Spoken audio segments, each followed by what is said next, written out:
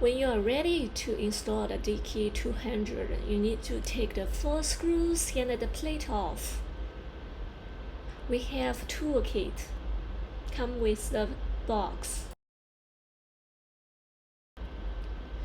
Please keep the screws and the plate for later use. And then we just pull up the head bar and to adjust it correctly to the right place, and use the screws and the plate you just took off from the bike to install that together.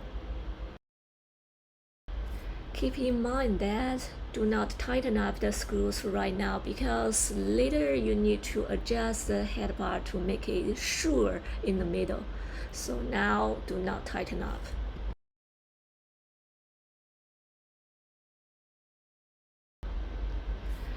And then you just adjust the head bar in the middle, and you can tighten up the screws.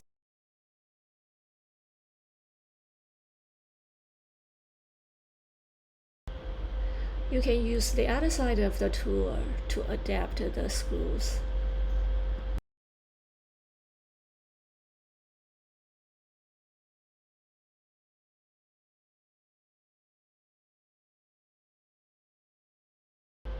Next, we align the front wheel to the flux. On one side there's a brake line. Remember to fix that side first, and then you get to the other side.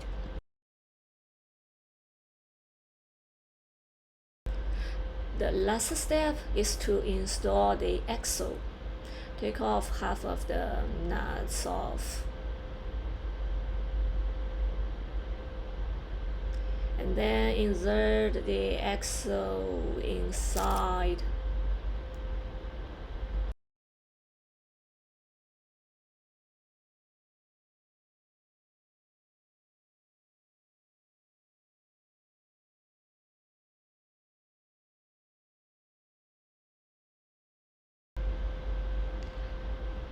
Fix the hook, the spring, and the nut one by one. Remember to get the hook inside the hole. And then you adjust both sides to make it fixed and tighten up.